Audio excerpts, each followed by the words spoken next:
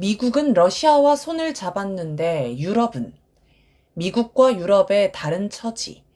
미국과 유럽이 헤어질 결심을 했을까요? 도널드 트럼프 미국 대통령 취임과 함께 미국과 유럽의 관계가 심상치 않습니다.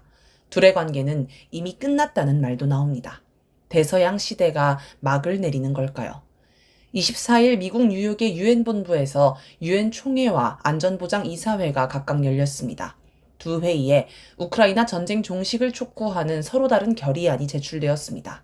하나는 러시아의 침공을 명시한 결의안으로 우크라이나가 총회에 제출한 것이며, 다른 하나는 러시아의 침공을 뺀 결의안으로 미국이 안보리에 제출한 것입니다.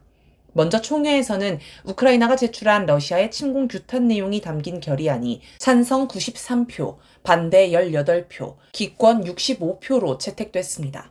미국은 전쟁을 끝내는데 도움이 되지 않는다며 반대했습니다. 러시아, 북한, 이란 등도 반대했습니다. 미국, 러시아, 북한, 이란이 한편이 되는 기이한 장면이 탄생한 것입니다. 미국은 러시아의 침공 규탄 내용을 뺀 결의안을 총회에 제출했습니다. 그러나 유럽 국가들이 러시아의 침공 규탄 문구를 넣은 수정안을 내놨습니다. 수에서 밀린 미국은 원안을 안보리로 가져갔습니다. 안보리에서는 미국이 제출한 결의안이 찬성 10표, 반대 0표, 기권 5표로 채택됐습니다. 유엔은 특이하게 총회 결의안은 구속력이 없고 안보리 결의안만 구속력이 있습니다. 그래서 미국은 전부터 유엔 총회 결의안은 무시하고 안보리 결의안만 중요하게 여겨왔습니다. 안보리가 우크라이나 전쟁 관련 결의를 채택한 건 이번이 처음입니다. 그동안 제출된 결의안은 모두 러시아 침공 규탄 내용이 담겼고, 상임이사국인 러시아가 번번이 거부권을 행사했습니다. 중국은 기권해 왔습니다.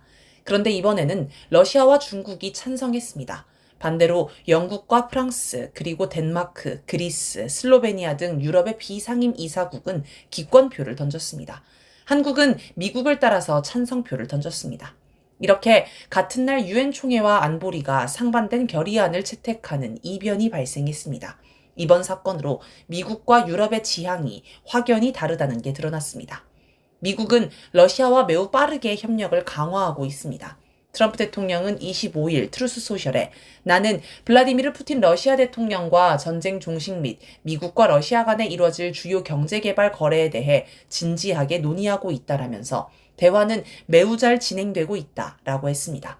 푸틴 대통령도 24일 러시아 국영방송 인터뷰에서 미국을 포함한 다른 나라와 히토류 개발에 협력할 준비가 돼 있다라고 했습니다. 그런데 유럽은 미국과 처지가 다릅니다. 유럽도 미국처럼 러시아와 협력해야 경제가 살아납니다. 하지만 이걸 위해서는 누군가 우크라이나 전쟁에 책임을 져야 합니다. 미국은 정권이 바뀌면서 트럼프 대통령이 바이든 전 대통령에게 모든 책임을 떠넘길 수 있었습니다. 그러나 유럽은 미국을 따라 러시아를 적대했던 정권들이 그대로 있기 때문에 갑자기 태도를 바꿀 수가 없습니다. 전쟁을 시작할 때만 해도 유럽은 전리품 기대에 신이 났을 것입니다. 만약 우크라이나가 전쟁에서 이겼으면 지금쯤 미국과 전리품을 나눠 가졌겠죠. 하지만 전쟁은 사실상 패배로 끝났습니다. 그러니 지금 유럽의 집권자들이 모두 패전의 책임을 지고 단두대에 오를 판입니다. 결국은 돈 문제. 24일 에마뉴엘 마크롱 프랑스 대통령이 미국 백악관으로 달려가 트럼프 대통령을 만났습니다. 미 프랑스 정상회담은 우크라이나 전쟁을 둘러싼 미국과 유럽의 속마음을 고스란히 보여주었습니다. 마크롱 대통령은 우크라이나 지하 자원을 약탈하려는 미국을 겨냥해 우크라이나를 지원한 다른 국가들이 보상을 받는다면 대가를 지불하는 나라는 우크라이나가 아니라 러시아가 되어야 한다. 바로 그들이 침략자이기 때문이라고 주장했습니다. 이에 트럼프 대통령은 이걸 알아야 한다. 유럽은 우크라이나에 돈을 빌려준 것이고 이를 돌려받을 것이라고 했습니다. 그러자 마크롱 대통령이 트럼프 대통령의 오른팔을 잡아 말을 끊더니 아니다. 정확히 하자. 우리는 미국처럼 돈을 냈다. 우리는 전체의 60%를 제공했다. 미국과 마찬가지로 대출과 보조금, 대출 보증을 제공했다. 우리는 유럽에 동결된 2,300억 달러의 러시아 자산이 있다. 하지만 우리 것이 아니기 때문에 대출 담보 같은 게 아니다. 전쟁이 끝나면 러시아와 협상을 할 것이다. 러시아는 우리에게 아주 많이 줄 준비가 되어 있고 결국 대출이 될 것이다. 라고 정정했습니다. 마크롱 대통령이 어찌나 마음이 급했는지 프랑스어가 아니라 영어를 썼습니다. 원래 어느 나라나 정상 외교에서는 통역을 대동하고 자국어를 쓰는 게 상식입니다. 주권의 문제이기 때문입니다. 특히 프랑스는 투봉법이라는 법을 제정해 공무원의 프랑스어 사용을 의무화할 정도로 모국어 애착이 강한 나라입니다. 그런 프랑스 대통령이 정상회담에서 영어를 쓸 정도로 다급하게 말한 게 뭘까요? 미국과 유럽은 러시아 제재 차원에서 해외 러시아 자산을 동결했습니다.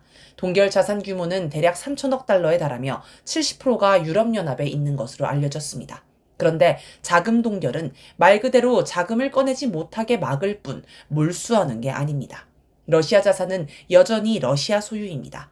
이걸 몰수하는 건 자본주의가 신성시하는 재산을 침해하는 것이라서 매우 예민한 문제입니다.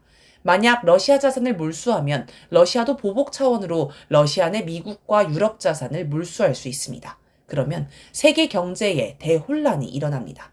그런데 경제 위기에 몰린 유럽에서 이 자산에 눈독을 들이기 시작했습니다. 우크라이나 지원을 핑계로 동결 자산의 일부를 몰수하자는 의견이 나오고 있습니다. 당초 이 제안은 미국이 먼저 했는데 유럽은 국제법상 재산권 침해를 이유로 주저했습니다. 그러다 우크라이나 지원이 점점 힘들어지자 결국 지난해 6월 동결 자산에서 나오는 이자를 담보로 대출을 받아 우크라이나에 지원하기 시작했습니다. 러시아가 강력히 반발한 건 물론입니다. 이제는 미국이 아닌 유럽에서 나서서 동결 자산을 몰수하자고 합니다. 마크롱 대통령 발언도 그런 취지입니다. 그는 유럽은 대가 없이 우크라이나를 지원했는데 미국은 히토류를 강탈하려 한다고 비난했고 트럼프 대통령이 유럽도 지원한 만큼 회수할 것 아니냐는 식으로 반박하자 속내를 드러내버렸습니다. 마크롱 대통령 발언 중간에 트럼프 대통령이 동의하지 않는다는 듯 비웃으면서 손짓을 해 말을 끊으려 했지만 마크롱 대통령은 이를 무시하고 자기 말을 이어갔습니다. 마크롱 대통령이 말을 마치자 트럼프 대통령은 쓴웃음을 지으며 당신이 그렇게 생각한다면 난 상관없다. 유럽은 돈을 돌려받고 우리는 아니었지만 이제 우리도 돌려받겠다라고 답했습니다. 미국은 우크라이나 전쟁으로 셰일가스를 강매해서 돈을 벌었지만 히토류 사업으로 더 벌겠다는 것이고 유럽은 손해가 크니 러시아 압류 자산을 몰수해 메우겠다는 것입니다. 사실 남의 재산을 가로채겠다는 건 강도나 사기꾼이 할 말입니다. 그런데 미국과 프랑스 대통령이 마주 앉아서 경쟁하듯 누구는 자산을 강탈하고 누구는 자원을 강탈하고 이런 걸 모의했다니 어이가 없습니다. 침략에 맞선 정의의 전쟁을 지원하는 것처럼 포장은 열심히 했지만 속으로는 역시 이권 챙기기 아귀 다툼이었던 것입니다. 정상회담에서 공개되면 안 되는 얘기가 나와버린 건데 이런 실수를 할 정도로 사정이 심각하다는 얘기입니다. 그런데 마크롱 대통령의 발언 중에 말이 안 되는 게 있습니다. 러시아와 협상을 해서 동결 자산을 차지하겠다면서 러시아가 당연히 줄 것처럼 말하는데 현실은 전혀 그렇지 않습니다. 러시아가 유럽에 돈을 줄 이유는 어디에도 없습니다. 그래서 유럽 처지에서는 러시아가 전쟁의 패배에 항복하거나 아니면 전범이 되어야 합니다. 그래야 압류, 몰수가 가능합니다. 그런데 러시아가 항복할 가능성은 이제 없으니 전범이라도 만들어야겠죠. 그래서 유엔에서 러시아의 침략 문구에 그렇게 집착하는 것입니다. 반면 미국은 러시아가 전범이든 아니든 상관이 없습니다. 빨리 러시아와 협상해서 히토류 개발을 해야 합니다. 그러니 유엔에서도 러시아의 침략 문구를 반대했습니다. 이처럼 미국과 유럽은 이권 때문에 우크라이나 전쟁을 대하는 처지가 나뉘었습니다. 왜 히토류를? 미국이 중국과 경제전쟁을 할 때 항상 나오는 얘기가 있습니다. 바로 중국의 히토류 무기화입니다. 첨단 산업의 핵심 소재인 히토류의 최대 생산국은 중국입니다. 2022년 기준 중국은 전 세계 히토류 생산량의 70%를 차지했습니다. 대다수 나라가 중국에서 히토류를 수입해 첨단 제품을 만듭니다. 중국 다음으로 미국 14%, 호주 6% 순입니다. 2010년 9월 일본 경찰이 갸오위다오 주변에서 조업하던 중국인 어부를 체포하는 사건이 있었습니다. 이 지역은 중국과 일본 사이에 영토 분쟁이 있는 민감한 지역입니다. 중국은 어부를 석방하라며 일본에 항의하면서 히토류 수출을 통제했습니다. 그러자 곧바로 일본이 무릎을 꿇고 중국인 어부를 석방했습니다. 중국이 히토류 수출을 막으면 일본 첨단 산업이 무너지기 때문입니다. 중국은 2019년 미국의 화웨이 제재 때도 히토류 대미 수출 통제를 언급했습니다. 이번에 트럼프 정부가 대중관세를 올리자 전문가들은 중국이 히토류 카드를 또 꺼낼 수 있다고 경고했습니다. 언론을 보면 가끔 어디서 히토류를 발견했다, 히토류 대체 방법을 찾았다는 소식이 들립니다.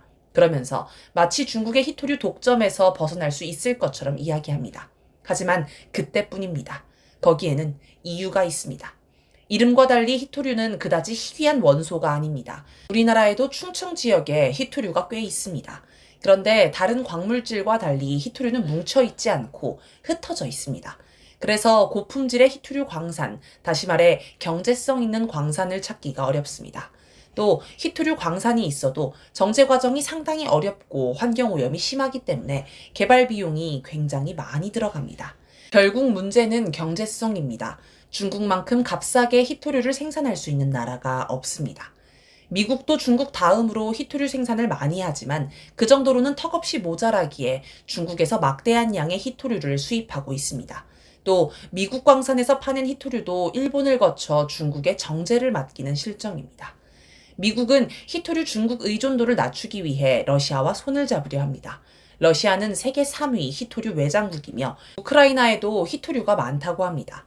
우크라이나에는 히토류를 포함해 많은 광물이 있는데 약 70%가 러시아 점령지와 전선에 걸쳐 있습니다. 따라서 이곳 히토류를 개발하려면 러시아의 협조가 필수적입니다. 유럽은 다시 러시아와 손을 잡을까? 미국은 우크라이나 전쟁으로 엄청난 이득을 받습니다. 셰일가스도 팔고 무기도 팔았습니다. 반면 유럽은 손해만 봤습니다. 대러 제재로 러시아의 값싼 천연가스와 원자재가 막혔기 때문입니다. 유럽 경제 위기가 가장 극적으로 나타난 나라는 독일입니다. 원래 유럽 경제의 기관차였던 독일이 지금은 유럽의 병자로 불립니다. 그만큼 경제가 추락했습니다. 지난해 12월 21일 폭스바겐 노사는 2030년까지 독일 내 일자리를 3만 5천 개 이상 줄이기로 합의했습니다. 전체 직원 12만 명의 약 30%에 달하는 규모입니다. 원래 최소 3곳의 공장을 폐쇄하려고 했다가 노조의 반대로 겨우 폐쇄는 면했습니다. 폭스바겐 87년 역사상 최초로 영업이익이 감소했다고 할 정도니 얼마나 심각한지 알 수 있습니다. 폭스바겐은 국민차라는 이름 그대로 독일을 상징하는 자동차 기업입니다. 폭스바겐 그룹에는 폭스바겐은 물론 아우디, 포르쉐, 람보르기니, 벤틀리 등이 있습니다. 처음 설립될 때부터 정부 지원을 받아 설립되었으며 지금도 폭스바겐 그룹 본사가 있는 니더작센주가 20.2% 지분을 차지하고 있습니다. 또 폭스바겐법을 통해 니더작센주의 거부권을 보장합니다. 유럽 사법재판소가 폭스바겐법이 불법이라고 판결했지만 메르켈 전 정부는 폭스바겐 보호를 위해 필요하다며 버텼습니다. 그만큼 독일에서 폭스바겐은 중요한 기업입니다.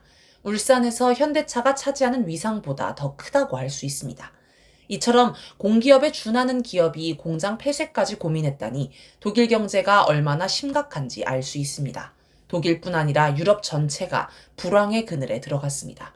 그러다 보니 우크라이나 전쟁을 적극적으로 지원했던 정권이 선거에서 줄줄이 심판을 받는 현상도 나타납니다. 우크라이나를 돕느라 나라 경제가 위기에 빠지고 가장 큰 타격이 서민에게 갔으니 국민의 분노가 치솟을 만도 합니다. 미국, 영국은 정권이 교체됐고 독일도 23일 총선에서 정권 교체가 확정됐습니다.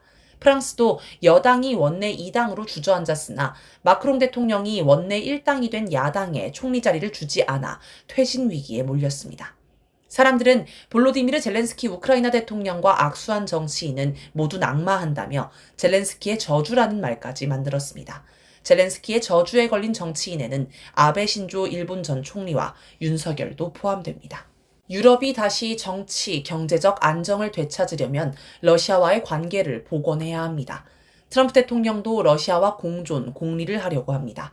그게 미국이 살 길이기 때문입니다. 대양 건너에 있는 미국도 이런데 러시아와 한 대륙에 붙어 있는 유럽이 러시아와 등을 돌리고 살 필요가 있을까요? 유럽도 살아남으려면 러시아와 손을 잡고 공존, 공리를 추구해야 합니다. 이걸 거부하면 민심의 더 큰 심판을 피할 수 없습니다. 유럽과 러시아가 다시 손을 잡으면 유럽에서 러시아의 주도권이 상당히 세질 것입니다. 러시아와 강력한 동맹을 형성하고 있는 북한, 중국의 영향력도 커져 북중러 중심의 강력한 국제 질서가 형성될 수도 있습니다. 세계는 이미 변화의 급물살을 탔습니다.